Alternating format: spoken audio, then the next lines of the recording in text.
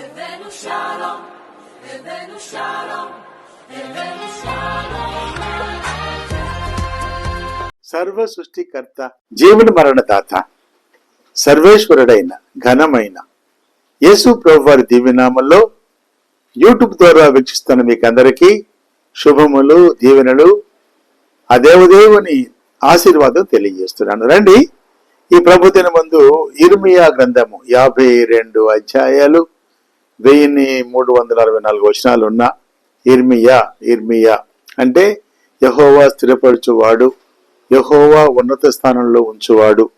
ఈ అద్భుతమైన ఈ ప్రవక్త రాసిన ఈ పుస్తకము, దీనిలో ఈరోజు రెండవ భాగంగా ప్రభు అయిన యేసుక్రీస్తు వారు ఎక్కడ ఉన్నారు, యేసు ప్రభు వారి కృప ఎక్కడ ఉంది, తర్వాత ప్రస్తుత కాలానికి ఎలా అన్వయించుకోవాలి, ఈ 3 విషయాలు రెండవ భాగంలో ధ్యానిస్తూ వస్తున్నాను.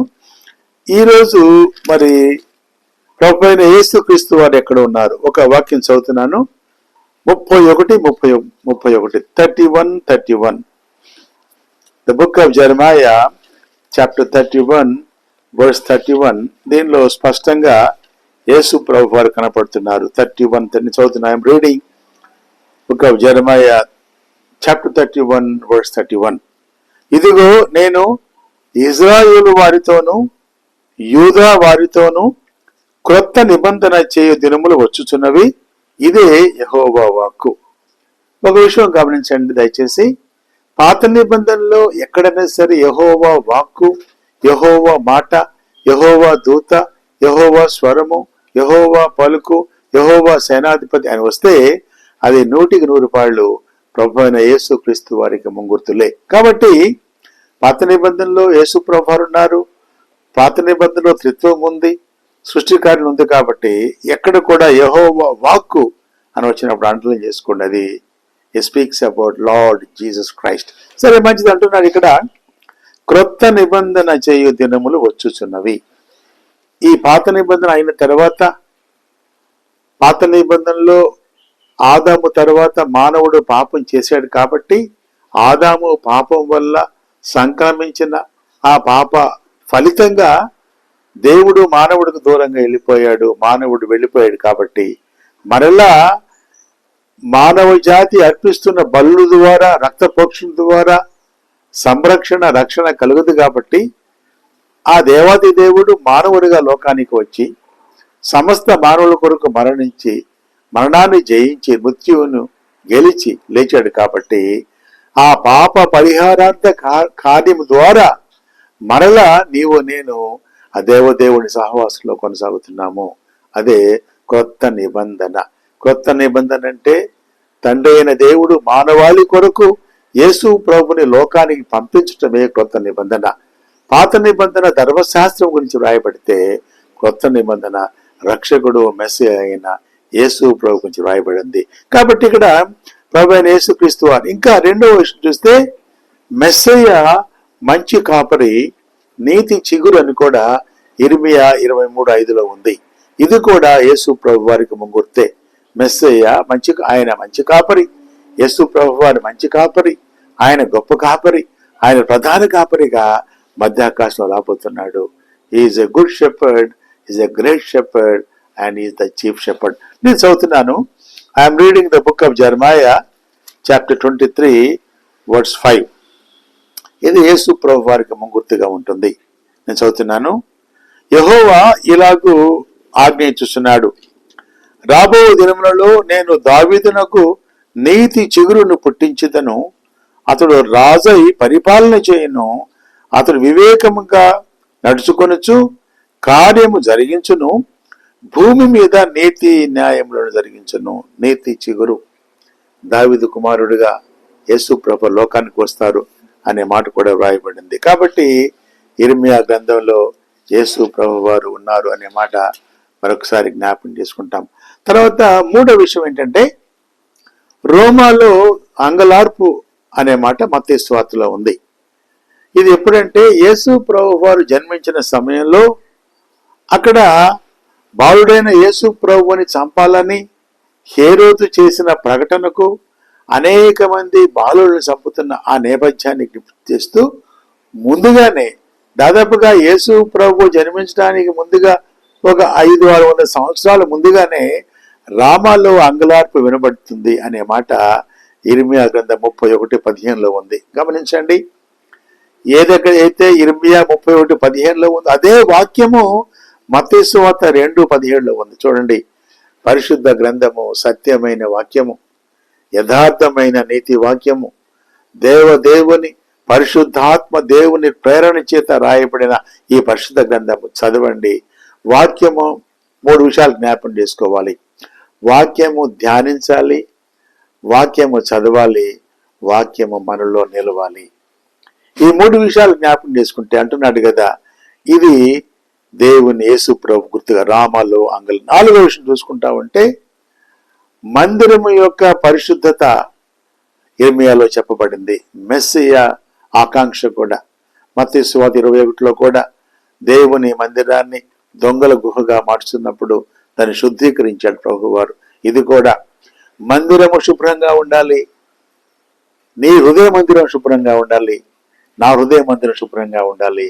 కాబట్టి ఇది కూడా యేసు ప్రభువారి గుర్తు. ఈ 4 ఉదాహరణలు ఆత్మీయ విశ్లేషణలో, ఎందుకంటే ఈ ప్రవక్త మరి is called as the weeping profit, అంటే ప్రలాపించు ప్రవక్త ఇర్మియా. మరి వారి కొరకు ప్రలాపించి ప్రలాపించి ప్రలాపించి ప్రలాపించి ప్రలాపించి దేవుని మాటలు చెప్పి ఈరోజు కూడా దేవుని వాక్యం నీ ఇంటికి వస్తుంది, నీ మనసులోకి వస్తుంది. ఈ వాక్యం ఏంటంటే యేసు ప్రభుని నమ్ముకొని ఆయన రుచి చూచి తెలుసుకోవాలి. నిజమైన దేవుడు ఆయన కాబట్టి ఆయన తెలుసుకుని అంగీకరిస్తే నీ జీవితం ధన్యమవుతుంది. అదే మా ప్రార్థన, మా ఆశ, మా అభిలాష. కాబట్టి ఈ ప్రవక్త చాలా వేదనతో రాస్తున్నాడు. అంటున్నాడు, హృదయము నలుగుగొట్టబడిన ప్రవక్త అంటున్నాడు. ఎంతో బాధ, మరణాన్ని కూడా సైతము ఆయన చివరకు జీవితము ఐగుప్తులో, ఈజిప్టులో మరణించినట్టుగా వ్రాయబడి సాక్షిగా మరణించాడు. సరే, కాబట్టి రెండవది ఏంటంటే యేసు ప్రభు వారి కృప. ఇర్మియా గ్రంథంలో ఎక్కడుంది కృప? దేవుడు తన సహనము ద్వారా న్యాయ తీర్పును ఆలస్యం చేస్తాడు. ఈ మాట జ్ఞాపకం చేసుకోండి. దేవుడు ఒక మనిషి పాపం చేసిన తర్వాత వెంటనే శిక్షించకుండా మనసాక్షిని గద్దిస్తూ, వాక్యం ద్వారా నేర్పిస్తూ, పరిస్థితుల ద్వారా అనేక పాఠాలు, గుణపాఠాలు నేర్పిస్తున్నాడు. కాబట్టి తన సహనము ద్వారా తీర్పు ఇవ్వకుండా న్యాయ తీర్పును ఆలస్యం చేయొచ్చు ప్రతి ఒక్కరూ పశ్చాత్తాపం చెందాలని కోరుకుంటున్నాడు. ఇదే దేవుని కృప.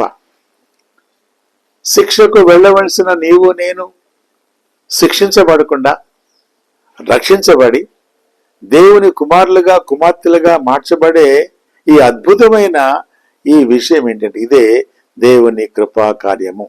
ఈ ప్రవక్త ఎన్నో అవమానాలు పొందాడు, మరణ ఛాయలోకి వెళ్ళాడు. నిరుత్సాహము, ఎంత నిరుత్సాహం అంటే 11వ అధ్యాయము 19 నుంచి చూసుకుంటే ఆయన పొరుగు వారి ద్వారా, రెండవసారిగా సొంత కుటుంబం 12వ అధ్యాయం 6వ వచనంలో, తర్వాత యాజకులు, ప్రవక్తలు 20వ అధ్యాయంలో, స్నేహితులు 20వ అధ్యాయంలో, తర్వాత ప్రజలందరి ద్వారా 26లో, చివరికి రాజు ద్వారా 36లో కూడా సొంత వారు, అనాథోతు గ్రామస్తులు, బంధువులు, యాజకులు, ప్రజలు అందరూ కూడా ఆయనను చేదరించుకున్నారు. అందరూ కూడా తిరస్కరించారు. ఎన్నోసార్లు మరణానికి సమీపంగా వెళ్ళాడు. అలాంటి ప్రవక్త కూడా చెప్తున్నాడు ఏంటంటే సహనము ద్వారా, దేవుని సహనం. ఈరోజు వాక్యం వింటున్న నీవు యేసు ప్రభు గురించి వింటున్నావా, తడిచెవిని పెడుతున్నావా? ఒక ప్రశ్న వేసుకో. నిజమైన దేవుడు నమ్ముకో, జీవితం మార్చబడు. సరే, 3వ విషయం వద్దాం. ప్రస్తుత కాలానికి ఎలా దీన్ని మనం అన్వయించుకోవాలి? క్రీస్తుకు పూర్వము 626 సంవత్సరాల క్రితం రాయబడింది. ఎలా అన్వయించుకోవాలంటే, ఒకటి, ఈ 52 అధ్యాయులు సణుగుట అనేది, ఇజ్రాయేలీలు సణుగుట, మన జీవితంలో సణుగుట, మన జీవితంలో నిందలు వేయుట, మన జీవితంలో ఇవన్నీ కూడా సహజంగా వస్తూ ఉంటాయి. ఇర్మియా అనేక సార్లు ఫిర్యాదులు చేశాడు. తను ఎదురు చూచినంతగా దేవుడి నుంచి జవాబు రాలేదు. అయితే సార్వభౌముడు అందరినీ గమనిస్తాడు కాబట్టి సణుగుట మానాలి నేర్చుకుంటున్నాం. అనేక దేవుని సంకల్పములో, దేవుని సమయంలో, దేవుని సార్వభౌమత్వంలో దేవుడు తప్పకుండా జవాబిస్తాడు. ఆయన అన్యాయస్తుడు కాదు. ప్రతి సమస్యకు జవాబు ప్రభు దగ్గర ఉన్నది కాబట్టి సణుగోకోకుండా, గొణుక్కోకుండా, ఓపికతో, నిశ్చింతతో, నిరీక్షణతో అడిగితే ప్రభు తన సమయంలో తప్పకుండా జవాబిస్తాడు. రెండవది ఏంటంటే, ఒక అద్భుతమైన విషయం ఏంటంటే,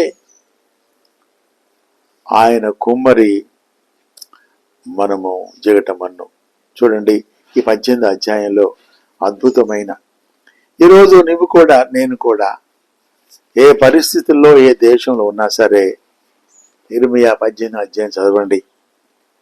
ఆయన కుమ్మరి, నీవు నేను మంటి. ఈ మన్ను, ఈ నేల మీద ఉన్న మన్ను, ఈ నేల మీద ఉన్న మన్ను జిగట మన్నుగా మార్చబడాలి. ఈ జిగట మన్నులో రాళ్ళు, రప్పలు, చెత్త చెదారం ఉంటుంది. ఈ జిగట మన్నుగా మార్చబడిన తర్వాత, పూడింగ్ జరిగిన తర్వాత సారు మీదకి వెళ్ళాలి. సారు మీద నుండి చేజారి పడిపోయినప్పుడు కూడా దాన్ని మరలా కుమ్మరి తీసుకుని మరలా సారిపై వేసి ఓ అద్భుతమైన పాత్రగా చేస్తాడు. కాబట్టి 18వ అధ్యాయం చదవండి. అద్భుతమైన నేల మీద ఉన్న మన్ను, సారె మీద ఉన్న మన్ను, చేతిలో ఉన్న మన్ను, విడిపోయిన మన్ను, అద్భుతమైన పాత్రగా మార్చబడిన మన్ను. కాబట్టి ఈరోజు మట్టి దేహాలుగా ఉన్న నీవు నేను మహిమ దేహంగా ప్రభు మార్చు. కాబట్టి అద్భుతమైన ఆయన కుమ్మరి, మనము సారెమన్నుగా ఉన్నాం. కాబట్టి అద్భుతం ఏంటంటే, ఈరోజు మరి యజమానుడు వాడుకొనుటకు అర్హమైన పాత్రగా ఉన్నామా లేదా? సారె మీద ఉంటే మంచిది, విడిపోయి పడిపోయేవా జ్ఞాపకం చేసుకుంటాం. 600 సంవత్సరాలు యేసు ప్రభు, దాదాపుగా 2700 సంవత్సరాల క్రితం, 3000 సంవత్సరాలు ఇంచుమించుగా చెప్పిన మాట నేటికి కూడా ప్రతిధ్వనిస్తుంది. మూడో విషయం ఏంటంటే, మనకు ఎప్పుడు కూడా ఒక అవకాశం ఉంటుంది. We're always having an opportunity. దేవుణ్ణి సమీపించటానికి, పాపం ఒప్పుకోవటానికి, పశ్చాత్తాపడటానికి, పరిశుద్ధులుగా మార్చబడటానికి there is always an opportunity. ఈ అవకాశాన్ని పోగొట్టుకోకూడదు.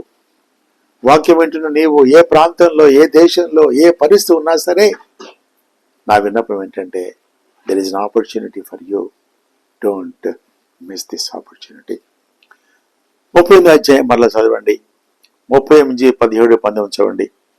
ఒక మాట ఏంటంటే, పట్టణంలో ఉండి మరణించండి, లొంగిపోయి జీవించండి. అద్భుతమైన మాట అండి. దేవుడు మాట్లాడుతున్నప్పుడు ఆ మాట విని, అలనాడు మన పితరులు ఇశ్రాయేలీయుల మాట వినలేదు, నశించిపోయారు. నీవు నేను అలా కాకుండా ఇటువంటి కష్ట సమయాల్లో దేవుని వాక్యం వినాలి, వాక్యానుసారంగా జీవించాలి. ఇది ఇర్మియా గ్రంథం యొక్క గ్రంథ విశ్లేషణ. వాక్యము చదవండి, వాక్యము వినాలి, వాక్యము చదవాలి, వాక్యం వినాలి, వాక్యము నీలో నాలో నిలవాలి. దేవుడు అలాంటి మహాకృప మనకు దయచేయంగా. ప్రార్థన. యేసయ్యా, నీకు వందనాలు తండ్రి. ఓ అద్భుతమైన అజరామరమైన ప్రవక్త తండ్రి, ప్రలాపించు ప్రవక్త, ఏడ్చిన ప్రవక్త, దుఃఖించిన ప్రవక్త, నిరుత్సాహపడిన ప్రవక్త, తన జీవితం ద్వారా మేము ఉత్సాహపడి నిరుత్సాహాన్ని విడిచిపెట్టి పరిశుద్ధులుగా, యాజకులుగా మార్చబడే మహాకృప మాకు ఇచ్చావు తండ్రి. 3000 సంవత్సరాల క్రితం రాయబడిన మాటలు నేటి కాలంలో సజీవంగా, జీవము గల మాటలుగా, రెండంచెల గల ఖడ్గంగా ఉంచినందుకు వందనాలు తండ్రి. అవును ప్రభువా, మీరు ఉన్నారు. ఇర్మియా పుస్తకంలో మీ కృప ఉంది తండ్రి. సణుగుటం మాని వాక్యము చదువుకొని, వాక్యము చదివి, వాక్యము ధ్యానించి, వాక్యము నాలో మల్లలు తండ్రి నిరంతరం నిలిచినట్లుగా సహాయం చేయ ప్రభువా. ఎక్కడెక్కడ ఎవరెవరు వింటున్నారో తండ్రి, ప్రత్యేకంగా మీ వాక్కును పంపి స్పందించి హృదయాలను మార్చి వారి కుటుంబాల్లో సంతోష సమాధానాలు ఎల్లప్పుడూ దయచేయ తండ్రి. ఇర్మియా ప్రవక్త ద్వారా మేము నేర్చుకున్న మాట ఏంటంటే, మాకు ఇచ్చిన ప్రతి అవకాశాన్ని ప్రభువా మరి మీరు మాట్లాడుతున్నప్పుడు మీ మాటలు పెడచెవిని పెట్టకుండా వినేవారిగా, విన్నవారు వాక్యానుసారంగా జీవించేవారిగా, యేసు ప్రభువును నమ్ముకొని వారి బిడ్డలుగా జీవించేవారిగా సహాయం దయచే. వారి జీవితాలు సంపూర్తిగా నీ సమర్పించుకుని నీ కుమారులుగా కుమార్తెలుగా మార్చుకొని యేసు ప్రభు నామములో ప్రార్థించి అడిగి వేడుకొంచున్నాం తండ్రి. తండ్రి కుమార పరిశుద్ధాత్మదేవుని సన్నిధి, సహాయము, సహవాసము, సమాధానము, సంతృప్తి, స్వస్థత మనకు, మన బిడ్డలకు, బిడ్డలకు, ప్రభు బిడ్డలకు మన జీవితకాల పర్యంతము తోడయుండును గాక. ఆమేన్, ఆమేన్, ఆమేన్. Shalom and blessing to all. దేవుడు మనల్ని దీవించును గాక.